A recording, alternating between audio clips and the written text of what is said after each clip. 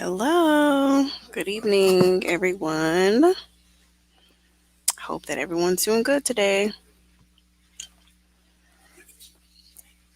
My dryer is going and the dishwasher. So if it's too distracting, please let me know if it's sounding a mess.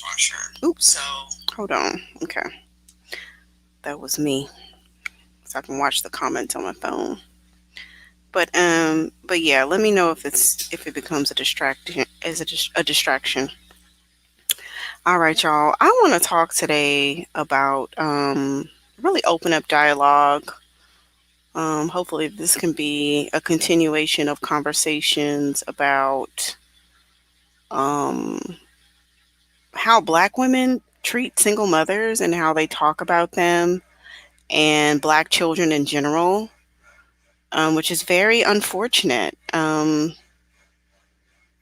From my vantage point, there's not a huge difference between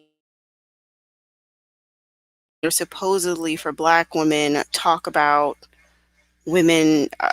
single mothers and the children that are products of these um, unions, not matrimonial unions, but unions nonetheless. And it's very disparaging. Like um, there really isn't a huge difference.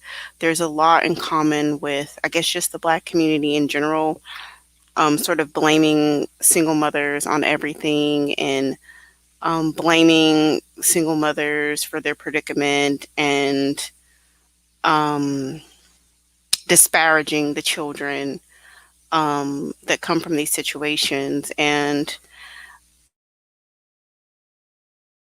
maybe from the woman's side contributing to this conversation in a negative light, I think they might be trying to be well-meaning. Maybe there's some aspect of being well-meaning, but it's not landing. Okay, it's not connecting, and I don't see how any Black woman can take any of that rhetoric and actually do anything to assist her own life.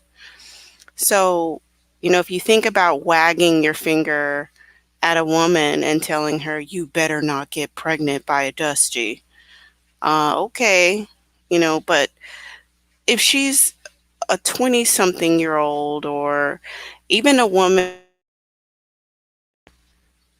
maybe like late 20s, early 30s, entering into baby fever, I just don't see how she's going to take that information, the finger wagging, and actually implement it in her life and actually be able to navigate dating and relationships in a way that's going to be beneficial to her.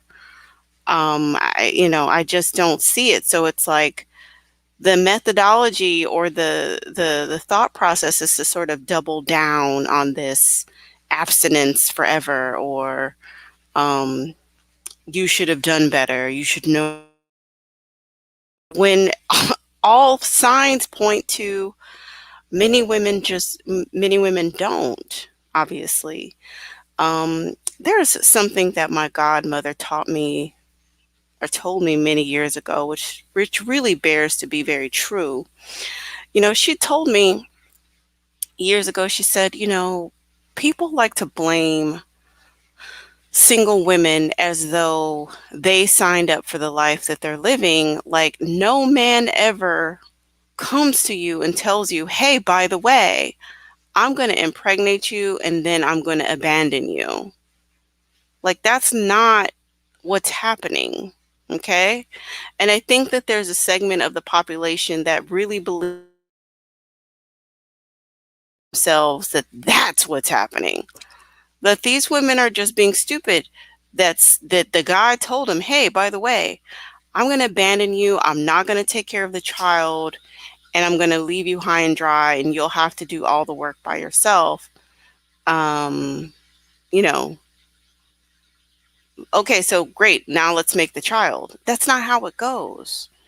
And it's just sort of willfully ignorant um, to carry on as though that's how these children are coming into the world and that's how the situation is coming.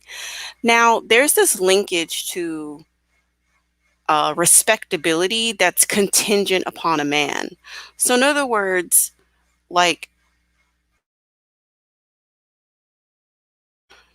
linked to a relationship where the man is involved, those are legitimate children, whether the woman is married or not. Like, those are good children. That's a great family. Those are the blessed, sacred, special children. But the children who are linked with a mother who the father decided to bail, which has no bearing on the child at all, those are the bastard children. Those are the evil children, the demonic children. Those are the children that are going to wreak havoc on the community. Those are the problem children. And it's just like, so y'all are just going to be patriarchal, I guess. Y'all just going to be patriarchal. And um disassociate or unlink a child's respectability or their legitimacy as a human being on this earth, regardless of what their parents do or do not do. Because you can have a trash mom and a trash dad, or a trash dad and a great mom, or a trash mom and a great dad. You could have a combination of all of those, and it's difficult to come up in a situation where one or both of your parents are trash. But many children get to grow up and to be adults who get to still let their light shine, right? They still get to find a way to be a productive member of society. So, what is the purpose of condemning them? And if women, a single woman, isn't disparaged by the fact that, like, in other words, we have this talking point, we have this generalized understanding that single Black women are just fine. It's okay to never be married. And it's also okay never to have children. It doesn't diminish your. Oh, thank you so much. Um, Let me see if I should. Let me know if you want to be anonymous. I won't shout you out. But thank you so much for the Cash App. I really do appreciate it. I really do appreciate it. Um, what was I saying? But yeah, so we value women, or at least I promote on my channel to value women, whether they're in a romantic relationship or not, because women in and of themselves have a lot to offer society, irrespective of a man. Just standing alone on her own 2 feet, she is valuable and has a lot to offer. And there's always been women since the beginning of time who either couldn't have children or chose not to have children, sometimes for religious purposes, sometimes for their own personal needs. I even understand that there were certain spiritual components to this in, like, pre, Christianity and everything like that, of like certain priestesses and certain, you know, echelons of women who just, because of the path that they took, just mothers. And that was just the path that they either chose or were born into, or whatever the case may be. Now, we're not going to collectively say that these women are valueless. They don't mean anything because they're not related to a man. There's no man around. Where's your validation? Where's your man to say that you matter in society? And I think that most childless women would, want to celebrate that idea, but then turn around and then condemn a child who's then not intricately linked to their father figure, or their father, their biological father, who chose to abandon them. And some blame ends up getting shifted back onto the single mother. And, I really see this as an opportunity. Like, we're supposed to be all in this together. Now, I don't actively um, promote motherhood on my channel, nor do I promote not having children on on my channel. I promote women to kind of find out what it is that they want to do and do them.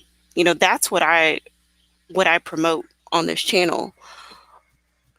I try to be transparent about the difficulties of single parenting, um, in a way to not romanticize it or make it anything that it's not, but still to share the joy as well of being a mother and the divine role that that is in the community, right? So I just try to be as balanced as possible when it comes to mothering because there's a variety of women on the channel. I'm not sure what percentage have children and what percentage don't have children. I'm not sure who wants to have children and who doesn't want to have children. But I know for certain that there are some young women on here who seek marriage and family one day. And I know for certain that there are single mothers that are subscribed to this channel and or listen to this channel. This is a space where we've come together and nobody's bashing the other, right? Like nobody is shaming women for not having children. Even when women who don't have children want to chime in on issues of parenting and motherhood, even though they don't have children, that doesn't mean that they don't have valuable information to contribute. Maybe they have experience in education or early childhood development, or maybe they helped rear their younger siblings, or maybe they worked at a daycare, or maybe they have watched other people parent and have seen successes and failures and have valuable information. Just because you don't to the conversation around parenting, right? Of course, you know, in certain circumstances, it makes sense and it's good, especially when it's done tactfully and respectfully of those who've actually gone through the rites of passage of being mothers. I mean, like, it's just so many avenues. It's so many different um, there's so many different entities and groups against the Black mother, including Black women who say that they're about Black women empowerment. And I think that, you know, everybody has an individual lifestyle, and I definitely have a lifestyle that I'm living and one that I yet aspire to live. And yeah, I definitely promote that lifestyle um, heavily on this channel. And at the same time, you know, I just look over and see, well, maybe there are, you know, childless women in this space who want to promote their lifestyle. They want to promote a child-free lifestyle because I get to do this. I get to jet set. I get to go here. I snatchers the way you are. And it's just like, okay, I don't know that that's comparing apples to apples. I don't know. I'm going to go with no, it's not, just because somebody had to like almost die for you to be here. Like you have an umbilical cord. You didn't just pop up out of the ground off of a tree. You didn't fall out of the sky. There was no stork. So, you know what I'm saying? Like, so what are you trying to achieve by disparaging motherhood, which is the lifeblood of humanity? What are you trying to achieve exactly? What? Because the children, they're already here. They're already here.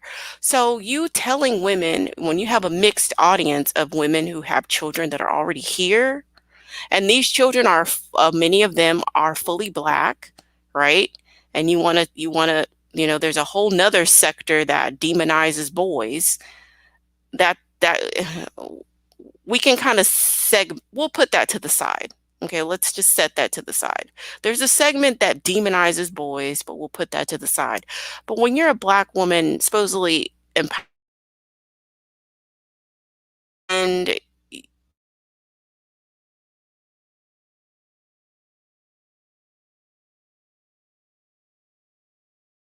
with that, exactly.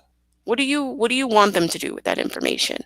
Because for me, I'll just click off. Like I'm like, okay, this is not for me. I'm not about to sit up here and listen to this shit. I'm out. And I just wonder how many women, mothers in particular, and particular mothers who are single parenting, I just wonder how many just will click off. And then you just get this echo chamber of young, inexperienced women who y'all think y'all know everything. Young, inexperienced women who think you know everything. You think you have all the answers to life, back and forth to one another.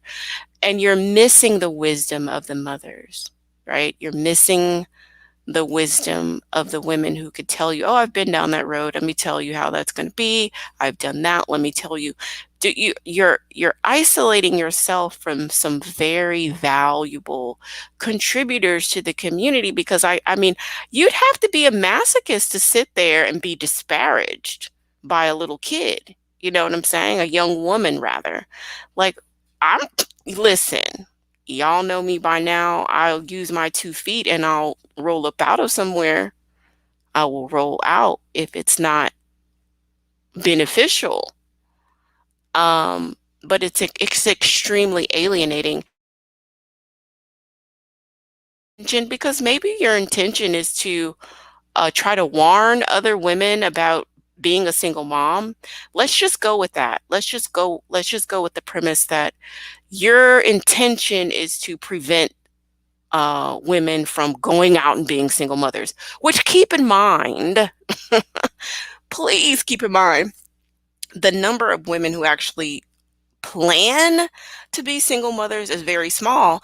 And the women who are Black women in specific, the Black women who are planning to be single mothers usually are highly educated, usually getting older. Maybe they've frozen their eggs or something, or they're going to adopt, or they've just it hasn't. They are not in a marriage or something like that, and they're like, okay, well, I only have a few more years. I'm just going to go ahead and be a mom because I really want to do that.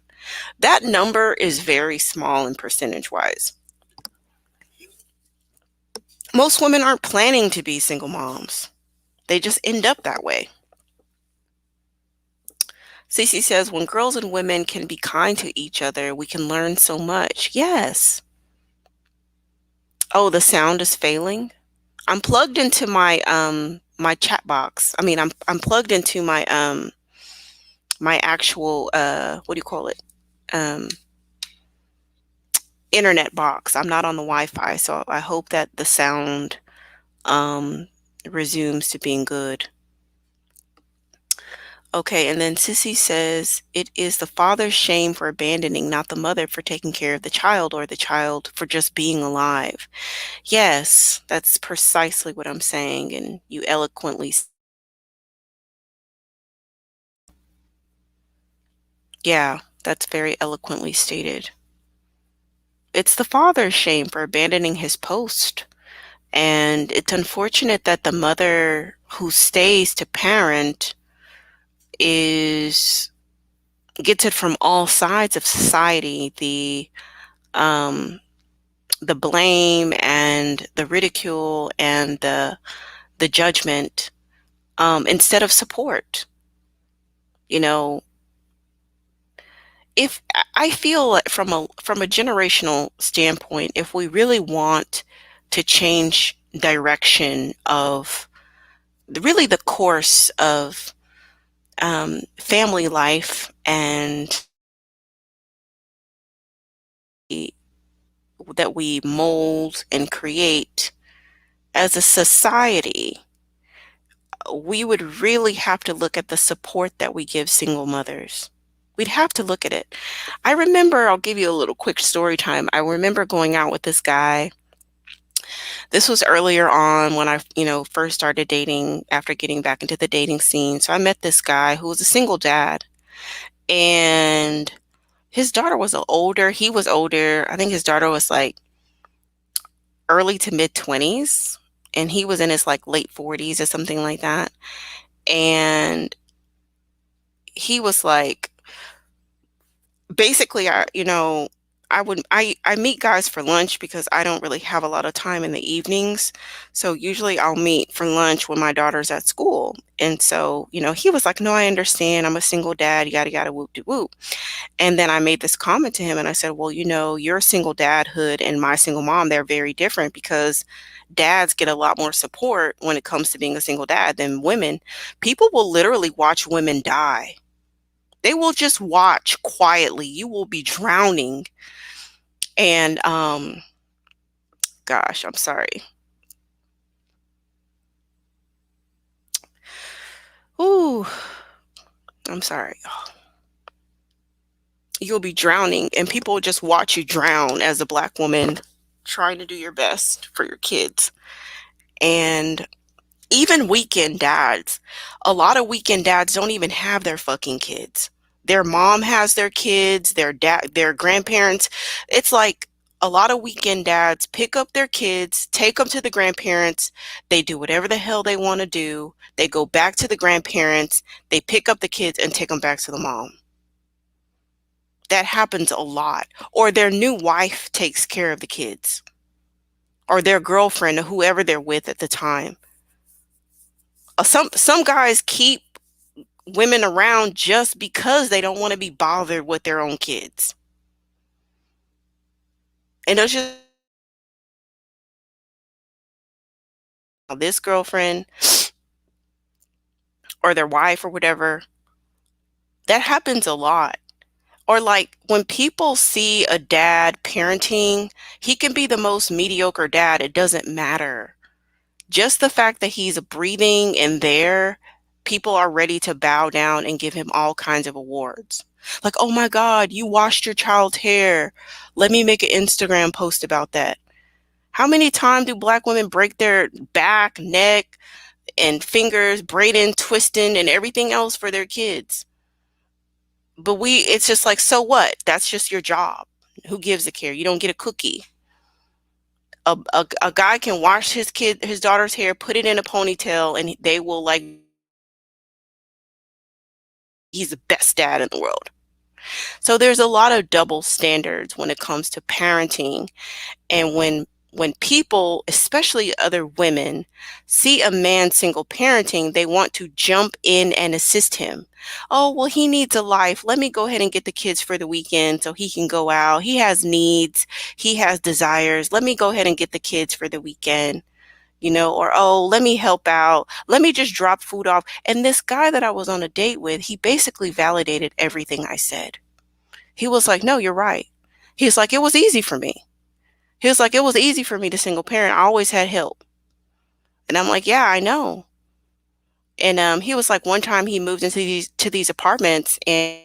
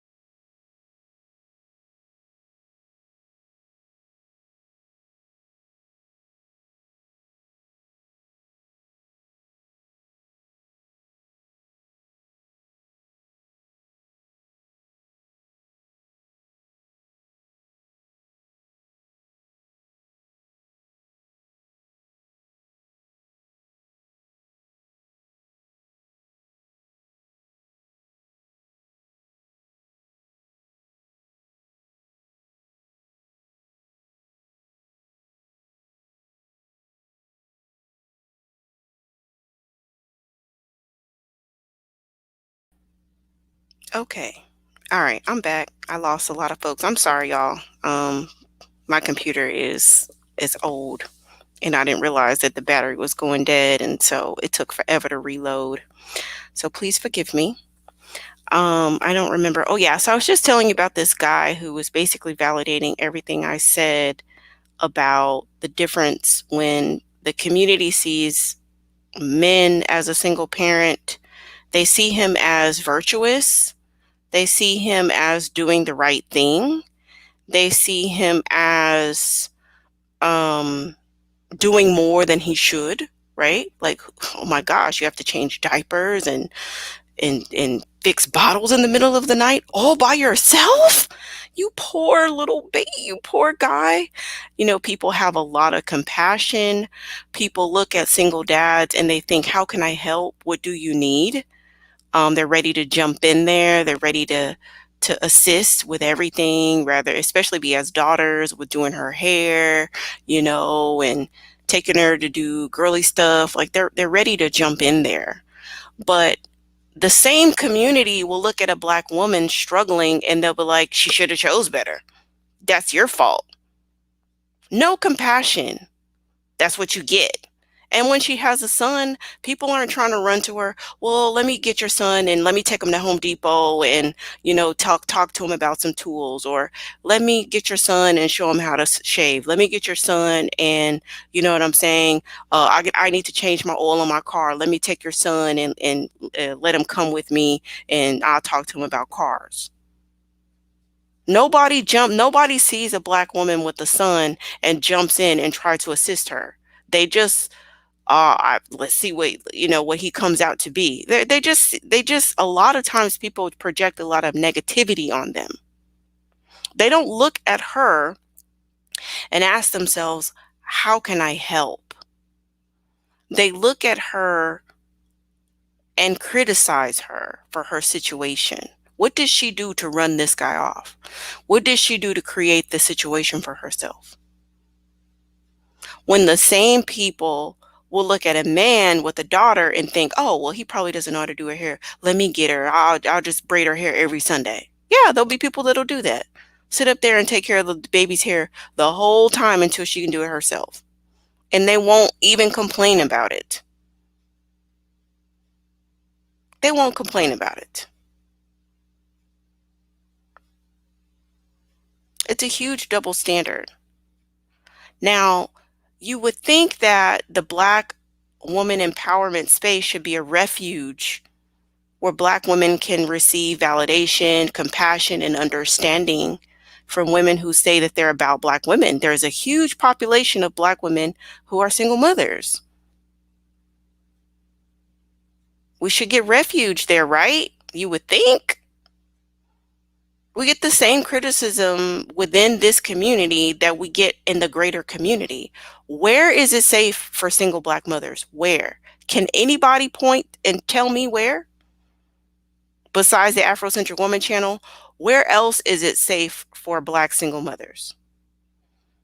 Where else will you not get vitriol hurled at you and blamed and ridiculed for the situation, for doing the noble gesture of raising your children and doing the best that you can?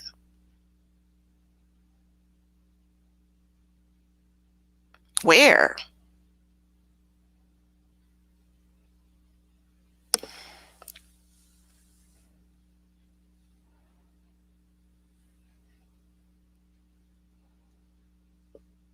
Yeah.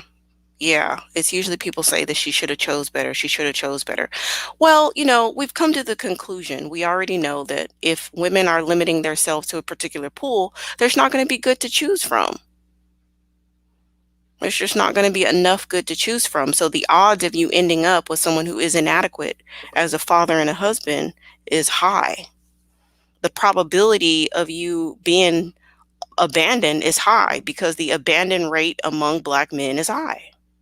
Among all women, white, Asian, Black, mixed, the preferences, non-preferences, Latinas, they abandon all women at higher rate than other men. So if she's choosing Black, then you saying she should choose better is you saying she should choose a non-Black man. We talked about the other day about waiting on the unicorn good black man, and I'm not going to, if a woman wants to wait for a unicorn good black man, she can. I'm not that that's not my that's not my issue.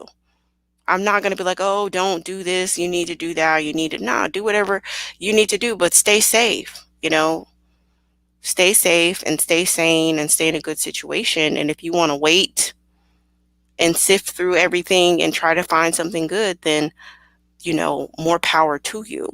You'll be able to do that.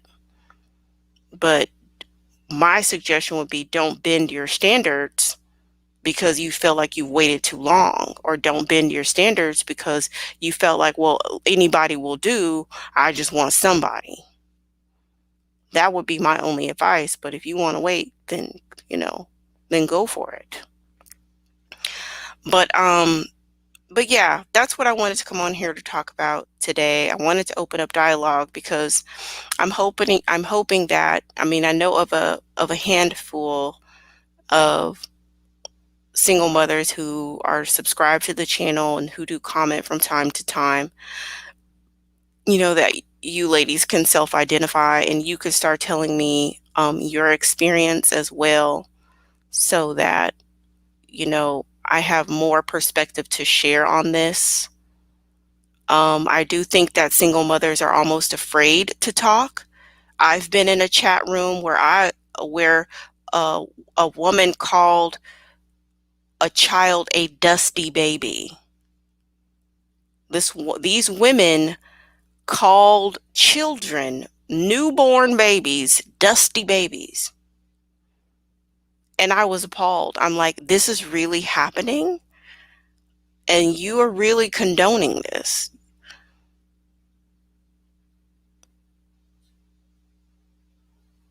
That was really disgusting to me. But that's where, like, when people get wrapped up in this energy of,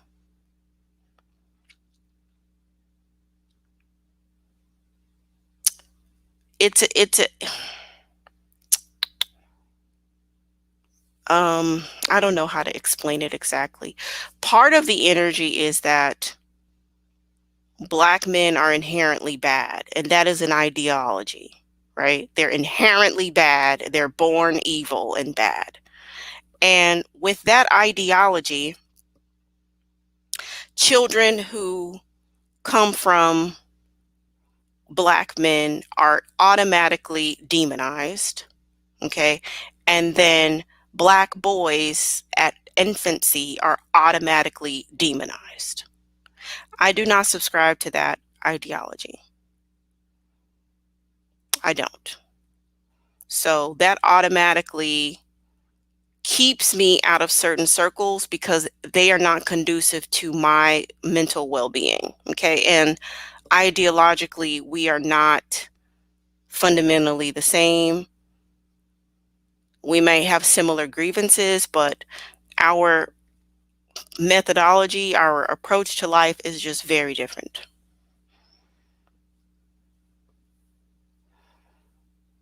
I'm of the ideology that the socialization of black men is problematic. The socialization of black women is problematic. There's so many things that you're taught that you have to unlearn, and you have to relearn other things because of the way that we have been reared within the black community is not conducive to life. Okay, it's not conducive to family. And then another caveat is that, yeah, I have like traditional roles in my mind. If you don't have those traditional roles, if you don't subscribe to that, a lot of the stuff I say is not going to make any sense, and it's not, it's going to seem either antiquated or irrelevant or or not, or rather maybe even patriarchal, although it's not. It's really matriarchal, but we can save that for another conversation. But But yeah, the way things are set up with the Black women having so much economic burden on their shoulders to be the builders of the community, to be opening up the most businesses, to be the most educated, um, and to have the most responsibility and accountability, that is not conducive to family life. That is not. It's not conducive to being able to um, have successful relationships with Black men who are reared to have a workhorse as a mate. So, if you want to check out of that mind frame, then it's not going to work. You're not going to be able to stay in the community like that. You're going to have to explore different options for the most part, just in general. Of course, there's the rare unicorns, one in, I don't know, 100,000 or something. But, if you have that kind of time to invest, then by all means. Some of us don't have that kind of time or patience. I'm definitely lacking on the patience on that. I'm definitely lacking on the patience. Sissy says, I support warning girls not to be intimate with Black men, not shaming women who have done so, but both men and women made Black love the norm. Yeah, absolutely. Black women and Black men have definitely contributed to that. I don't really tell women about race, what race to sleep with or not, but I do encourage women not to sleep with anybody that cannot pay all their bills. Because if he either cannot pay all of your bills or doesn't want to pay all of your bills because he's looking for a builder, he's looking for a ride or die, he's looking for a homie lover friend, he's looking for somebody to carry their own weight and his weight, then he's already disqualified himself from being a father. Because if he can't pay your bills, he damn sure can't pay for your child. So I hope that I've been reiterating that enough. So while I don't specifically just say, don't be a single mom, don't be a single mom, don't have a baby with a Dusty, I don't say stuff like that because it's not going to help the women listening to the channel anyway. Even if I wag my finger and said that, oh, don't do this thing. If you don't have the tools not to do it, how are you going to do it? How are you going to avoid the situation if you don't have um, a practical strategy to navigating relationships and courtship and dating? I've had people from that same sector, because it's a mixed bag over there of just a lot of craziness, tell me that divestment isn't about dating, and that's very frivolous. And it's not just about dating. And I pushed back on that. And I said, what aspect of dating is frivolous? If the goal is to meet someone to create a family with, how is that frivolous? That's the cornerstone of family building. I mean, you got to meet them, date them, court them, be engaged for a while, right? Like there's all these steps before hopefully children come into the world. So if women don't have the very bare basics of navigating relationships, vetting men, understanding their worth and their value, being able to negotiate out in the marketplace about their value, being able to command investment, being able to walk away from the table when love and resources are not being served. If women don't build those practical skills, then they won't have what they need to avoid a broken family, right? And even if the relationship doesn't work, if they pick the right mate, if they have a good process, then the child will be taken care of regardless. Because during the vetting process of dating, the male will have already uh, exhibited himself as a provider, right? So, in a way, I am discouraging single motherhood through skills, practical skills that many of us, our mama should have taught us this stuff at puberty. We should have been observing our mothers being cared for and adored and taken care of and going on vacations and going shopping and decorating the house and gardening and being creative, being able to go to all the PTA meetings, being able to take off work to take us, or being able to be available to take us to the doctor, take us to various different extracurricular activities.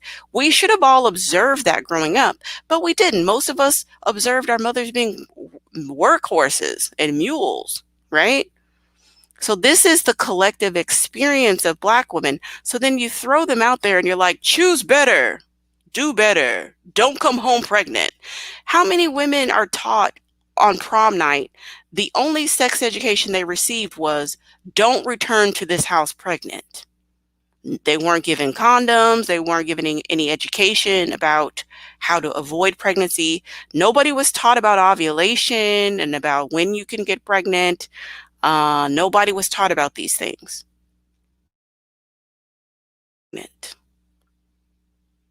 That is the most Black women's sex education and conversations with their families. So you have all of these women who are of childbearing age and they're roaming around in the dating pool and they don't have practical skills of navigating everything and coming out unscathed. Because even if children aren't resulting from these interactions with, not the right man, a whole lot of heartbreak is happening. A whole lot of heartbreak. And it definitely doesn't have to be like that. A few times when you're younger, but, after a while, you should get out of that cycle.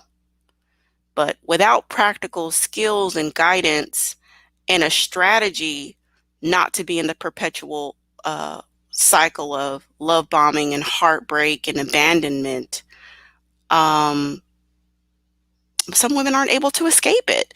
And I have a lot of compassion because how can you not? How can you not have compassion for women who are literally fed to the wolves by their families, by their mothers, by their or the father who's not there? Literally fed to the wolves. And then instead of giving her a place hug and saying, "Hey, let's turn this around and let's explore something new," you just want to wave your finger at her and tell her all the bad, "You're so wrong, you're so bad. You should have chose better. Ha, nan, nanny, boo, boo, look at me. I get to roam the world. I have a passport and I get to do this and I get to do that because I'm smarter than you. You went out and had a baby and I don't have one. Ha, ha, ha." How the fuck is that helpful? What do you want her to do with that information? What do you want her to do with that attitude that you have? The nan, nanny, boo, boo, look at me, look at you attitude. What is she supposed to do with that besides feel bad?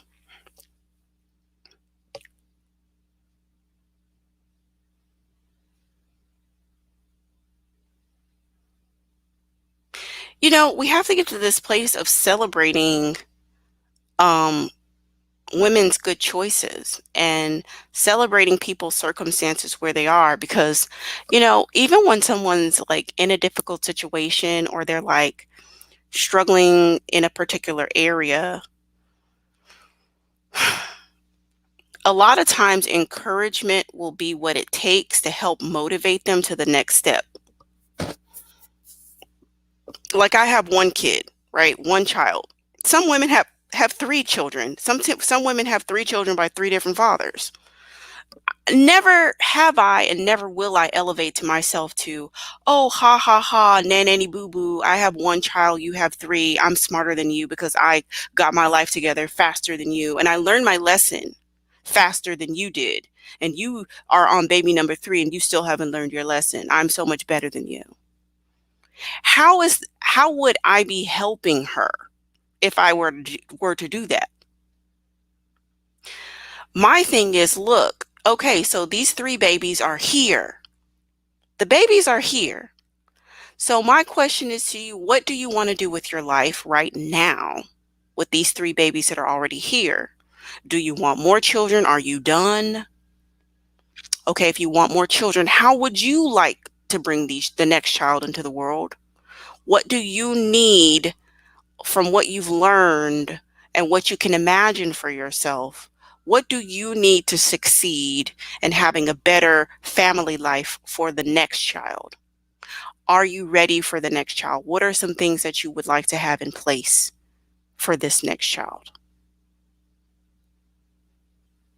I'm not your enemy. I'm not her enemy. She has enough people judging her. She damn sure don't need me judging her.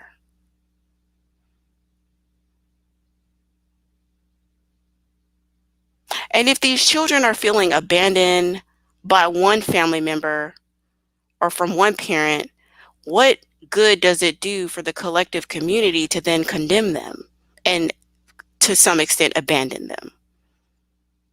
Like, I guess if you don't like children, just say it, like just say, I don't like children.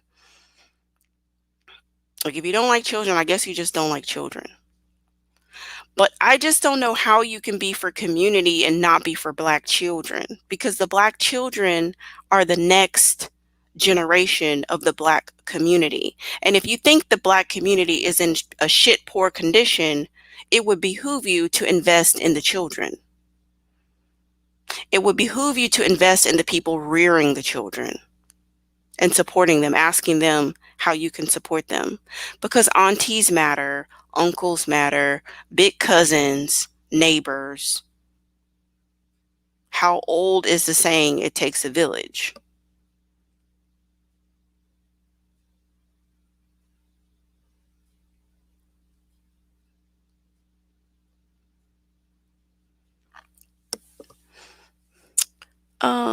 Disper says, I regret dating a man in my 20s who had multiple children by 8 different women. Wow, I'd rather invest in adopting a child than a Dusty. Yes, absolutely. Well, when you were in your 20s, you probably just didn't know any better. You probably just didn't know any better. So now you do. And each one teach one.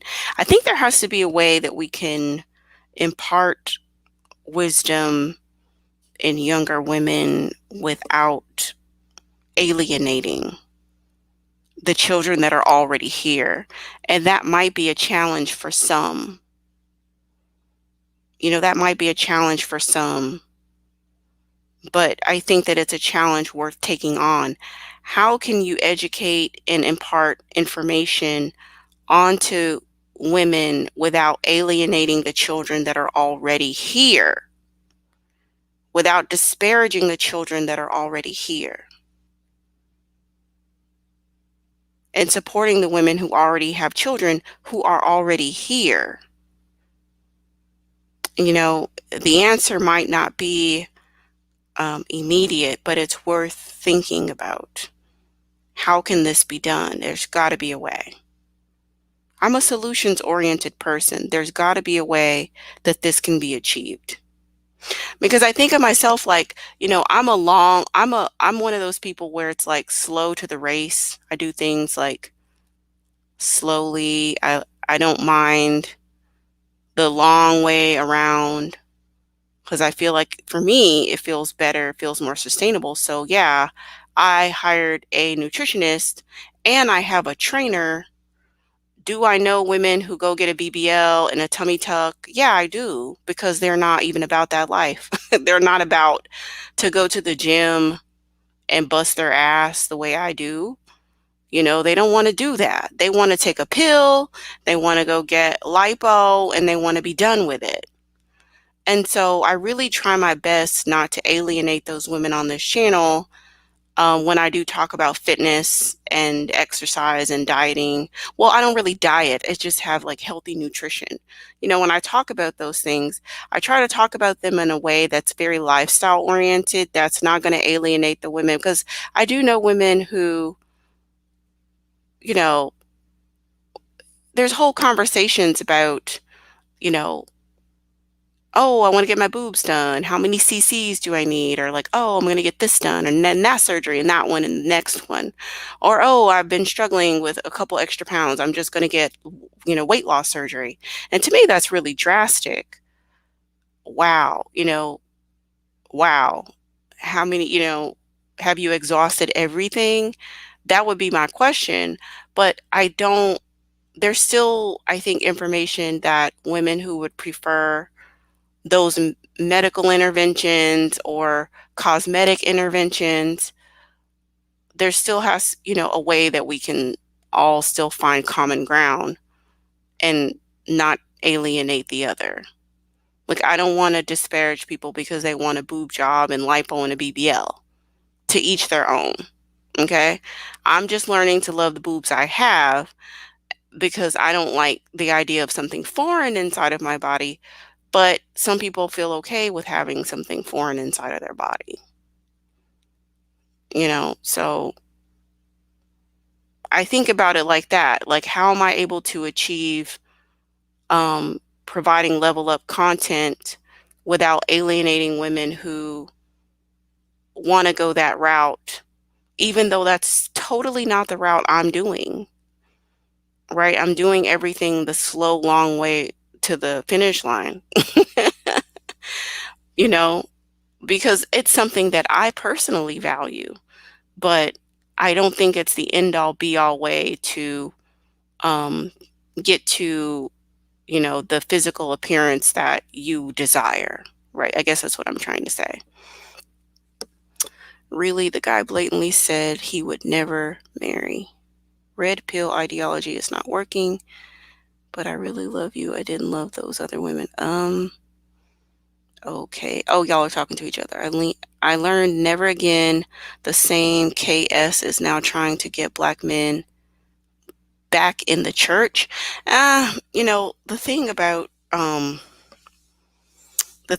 narcissistic people like that is that they're very shallow. So there's no there's no depth to that individual that you just mentioned. It's a very shallow conversation. There's no depth to it. And it's like whatever trend is happening today is just just keeping changing the trends, but so it's really hard.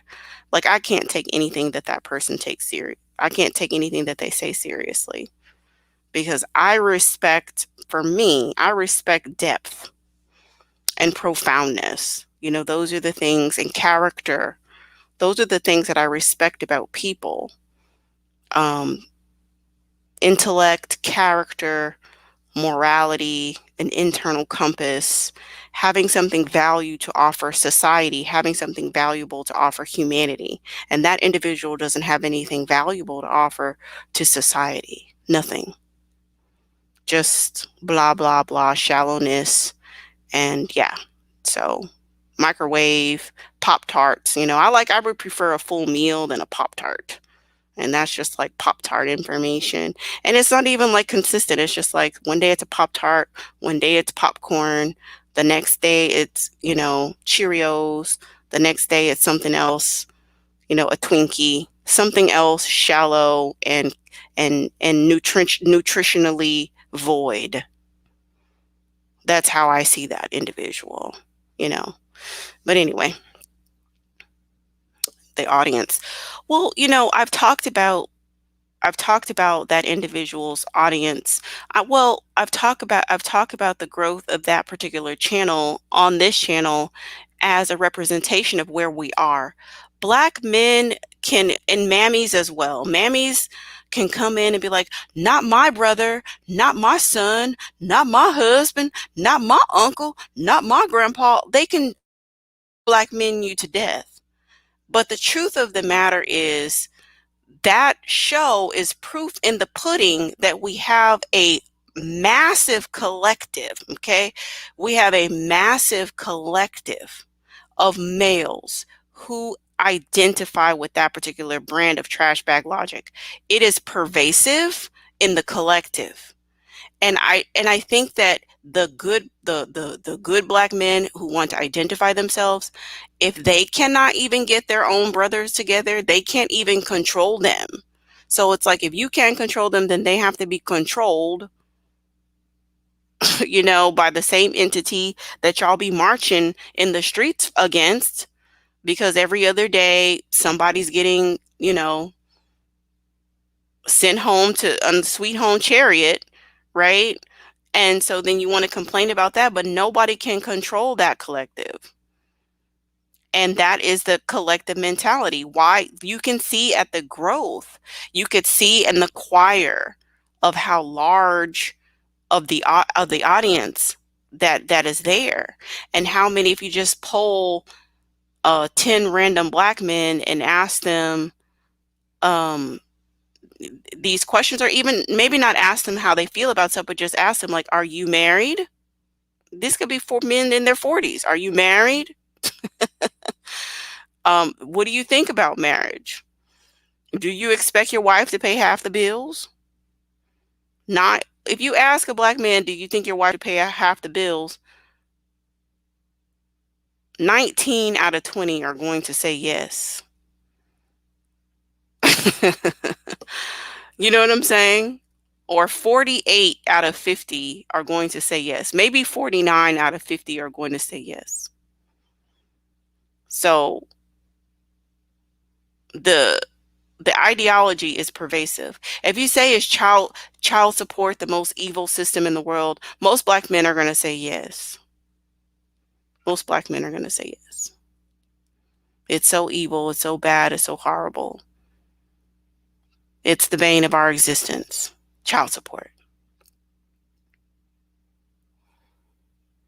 And another thing I wanted to say about this whole single mom thing is I think I try not to be, delineate against like class and education levels and stuff like that. Um, Although I would venture to say probably most of the women on my channel are college educated, just based off of the cross pollination from other channels that have funneled some people into my channel. It's just they're just all educated women, right?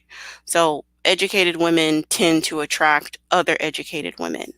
And then some of the more um, different tone, I guess you could say, women, maybe that have a different vernacular, who have a different talking points, or they have different channel focus. It could be something even like beauty, or hair, um, or even chronicling their own dating experience.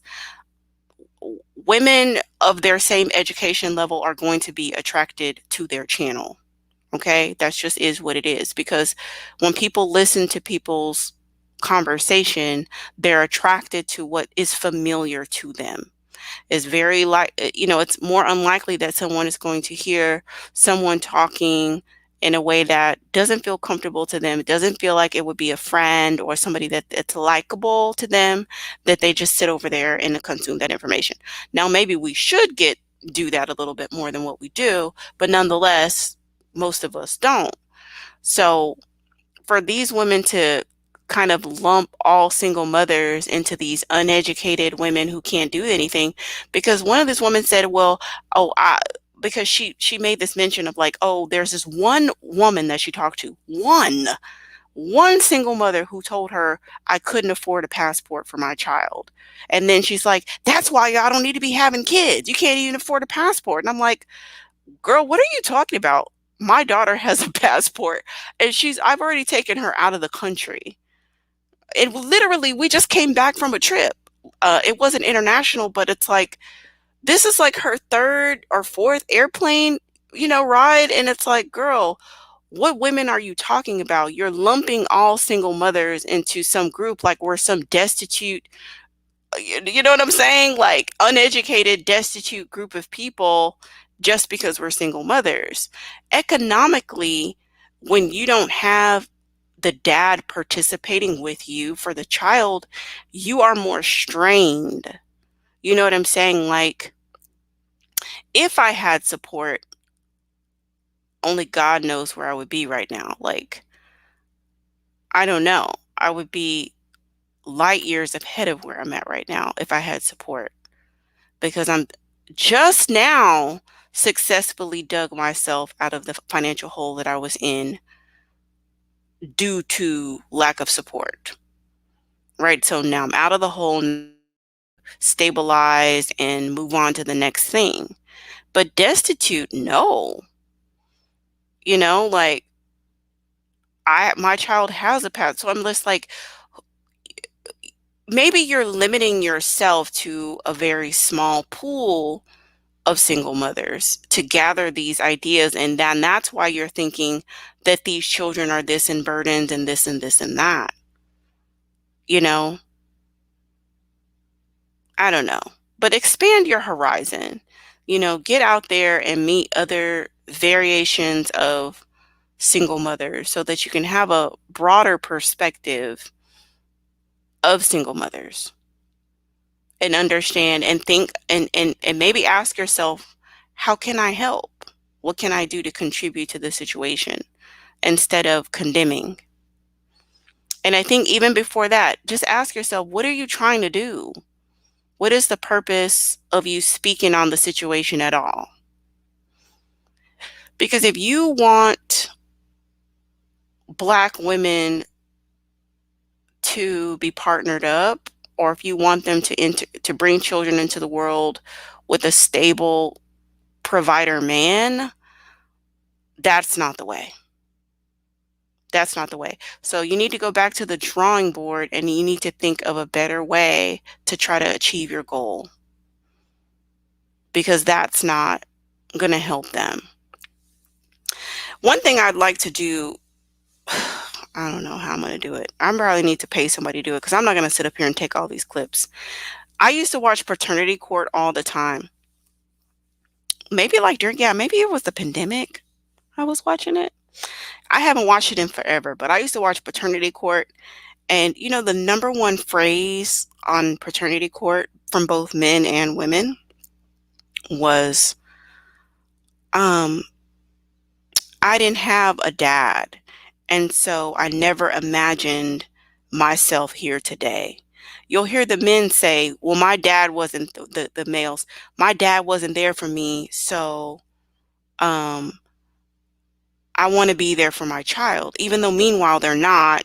And meanwhile, they're engaging into activities that's going to make it such that they're not going to be involved. Okay, obviously, if you meet somebody in the club and you have a one night stand and you're not using protection, you're setting yourself up to not be in your child's life. You don't know that woman's character.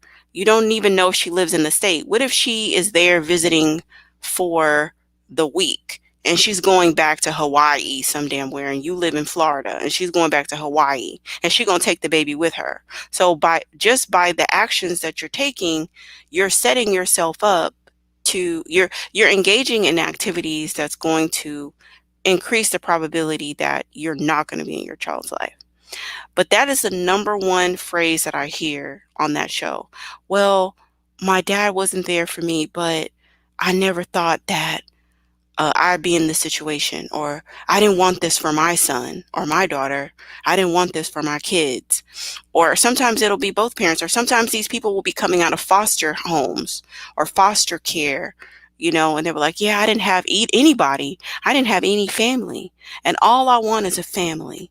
And me coming out of foster care, I never thought that, everything would be broken and in a disarray the way it is. This is the thing.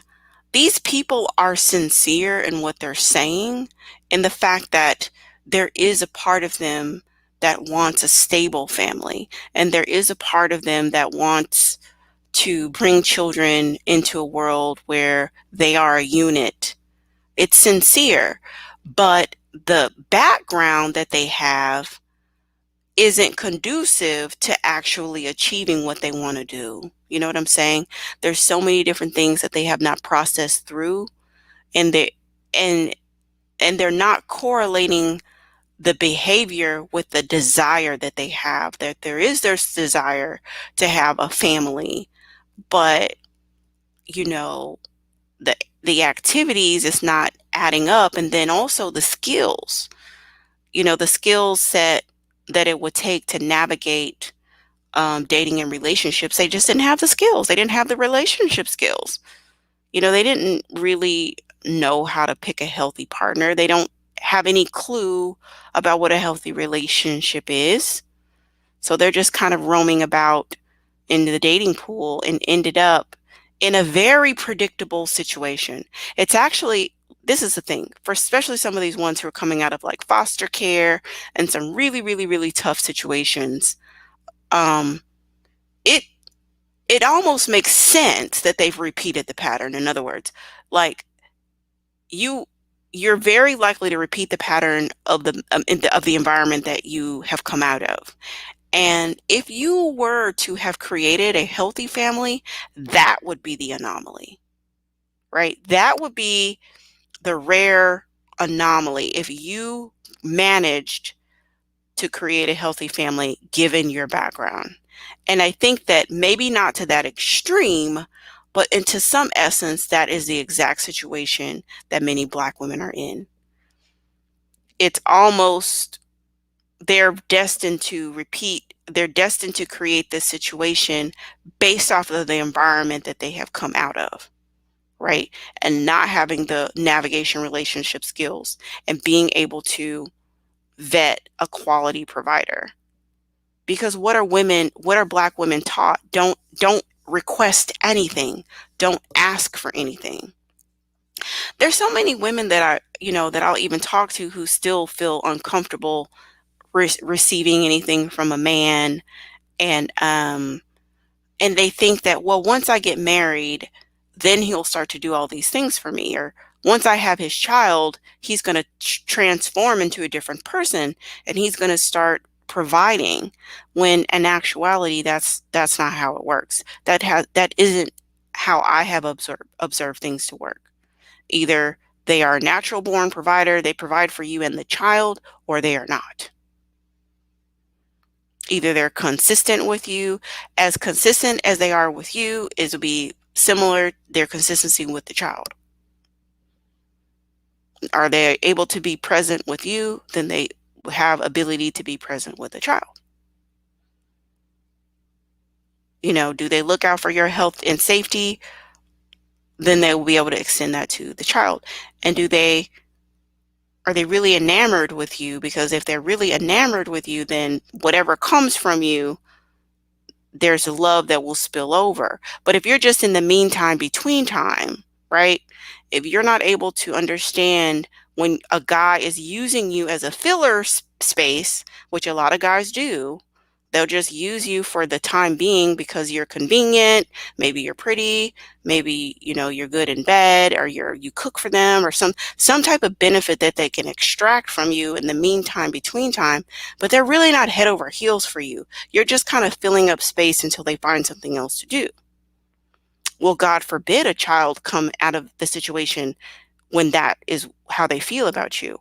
But if you don't know how to determine if a guy really is really head over heels for you, or if you're filling up space, then you can put yourself in a situation where you're confused. You thought it was more than what it was, right?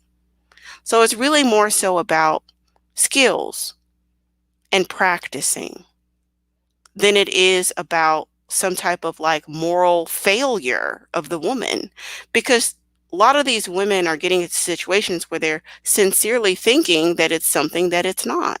And if you don't know how to judge character, if you don't know how to let a man show you instead of telling you, and don't date on potential, date on action, because I've talked about this in other videos, the same guys who will ridicule you for requesting resources, there will be the same guys that will ridicule you for being a single mother. Same group of people. The same group of people telling you you're a gold digger, you're what else did they say? You're a gold digger, you're a user, you're so this, you're so materialistic. That's a good one. Yeah, that's a very common. Oh, you're so materialistic. You need to love him for him. You need to just sacrifice, build that man up, accept whatever he gives to you. He don't need no good job, blah blah blah. Work with him. And then once he leaves you, those same people will tell you, ha ha ha, you should have chose better. The ones who tell you to lower your standards are the exact same people that tell you that you should have chosen better.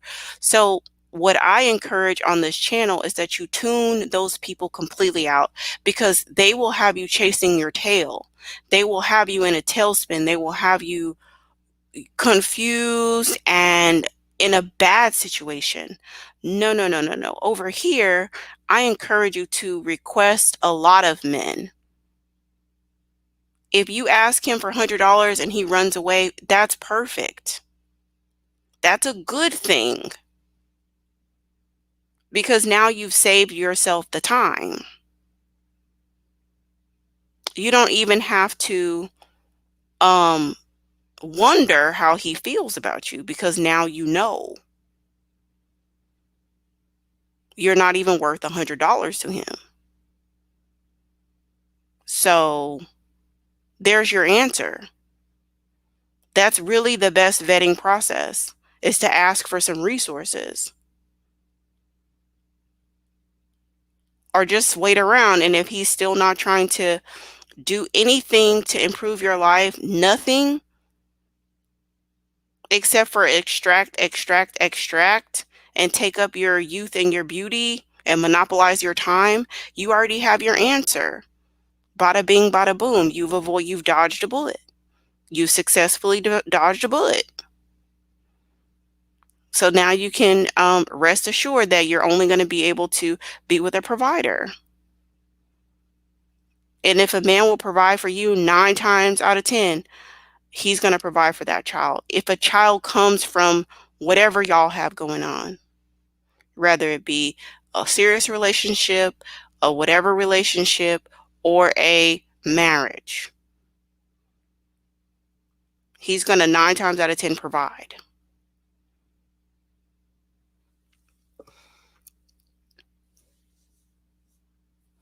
You can't have gold without a gold digger. I won't lay with an able-bodied man who won't provide. Yeah, good. Tune them out. They shame girls into playing themselves with potential. Yeah, they do. They want you to enter into a relationship with a guy based on potential. But potential, oh my gosh, it's a trap. I mean, I think hopefully we all know that by now. Hopefully we all know that by now. I don't know. I see so many women start off on Level Up and then they get entangled with a Dusty, you know? They'll be doing good for a while, and then there'll be some Dusty that'll come around and woo them and mess up their mind. So you really have to get strong in your mind.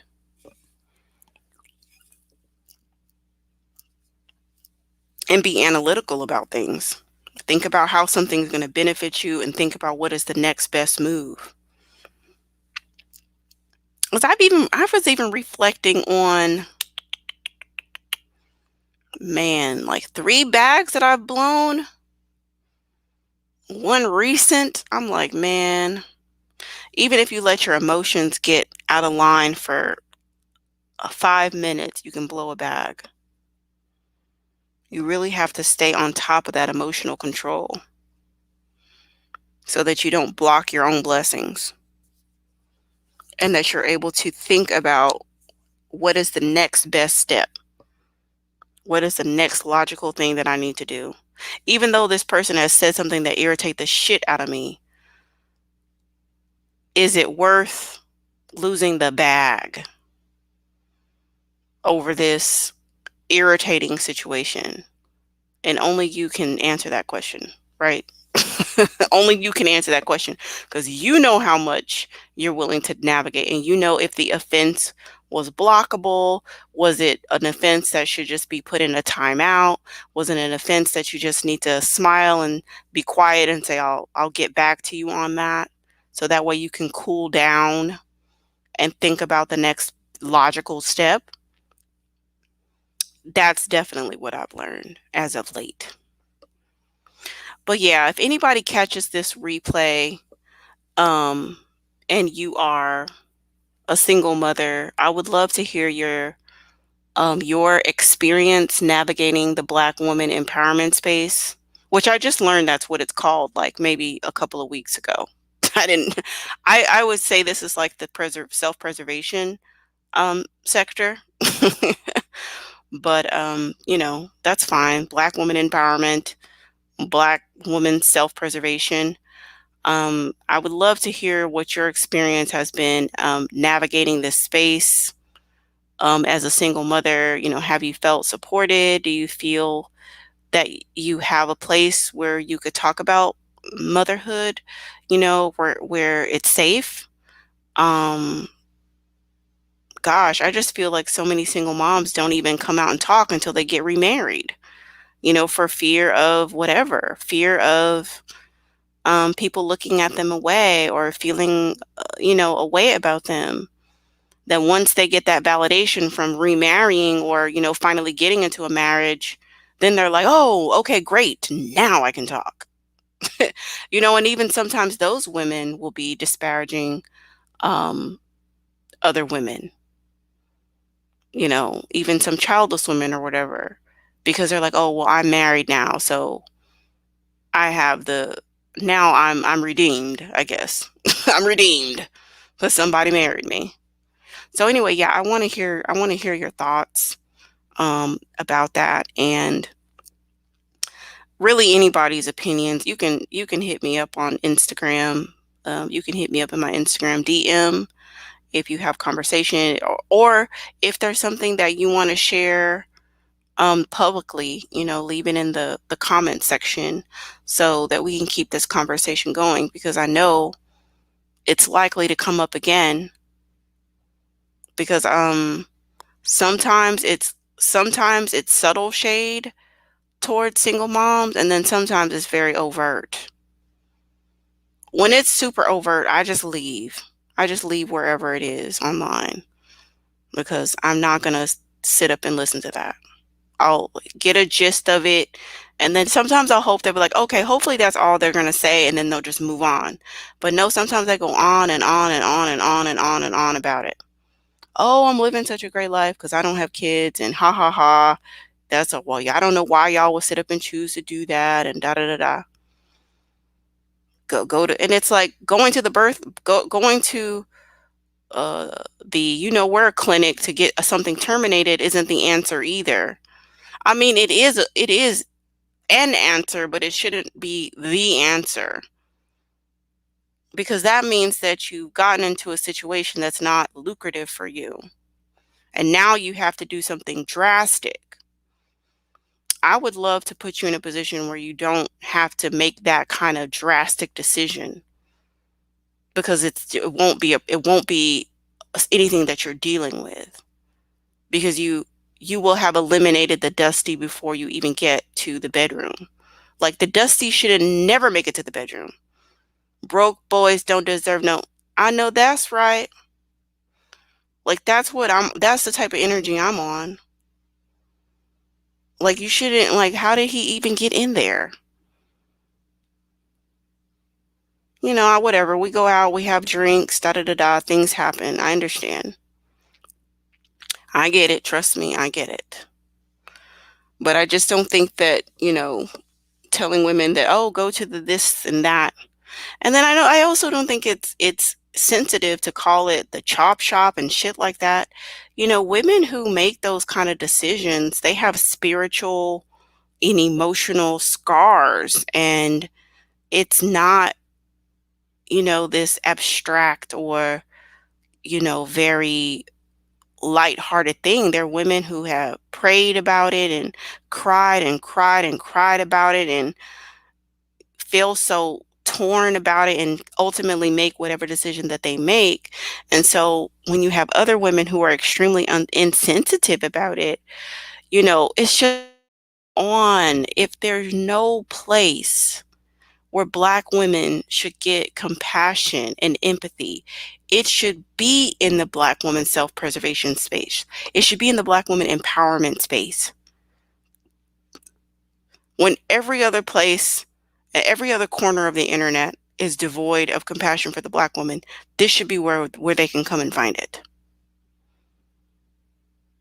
including single mothers. Black children are innocent.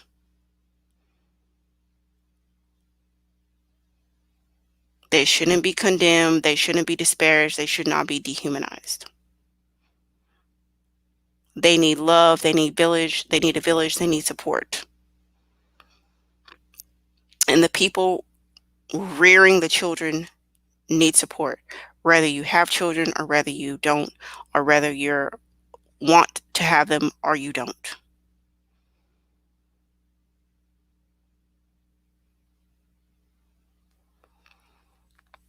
The level up women should go to places where the Dusties don't go. Yeah, they should. I don't know how this lady got linked up with this Dusty. She disappeared for a while and she felt so bad coming back to the group. And she was like, oh, I've been dealing with a Dusty, but I'm back. I don't know. I don't know. Maybe she'll share how he, entangled himself with her at some point in time. Maybe she will share. If she shares, I'll give some rendition, I'll protect everybody's privacy, but I may kind of just share for the purposes of other women avoiding the same situation, how that happened. If you can't wait a few months to have sex, best to be on birth control. Yeah, I think so. And I mean, especially if you go out, if you drink too much. I think if you drink too much and you can't monitor your ovulation, then you should, think about getting on it. It's a mixed bag. We may need to talk about that like on Patreon or something, because I have a lot of things that I can't say on YouTube as it pertains to fertility and BC and all of that. So maybe because there I do want to talk about like baby fever and navigating that and all of that, but I think that we need to either do a private Zoom or a Patreon or something where we can talk privately, because it's really not I don't think it should be public on the YouTube page. You know what I'm saying? Because it's yeah, it's a lot of things is probably like banned from YouTube anyway. Anytime you're talking about medical stuff and blah blah blah, like, but I think it's a conversation that needs to be had, and I think that there are a lot of young women who need information.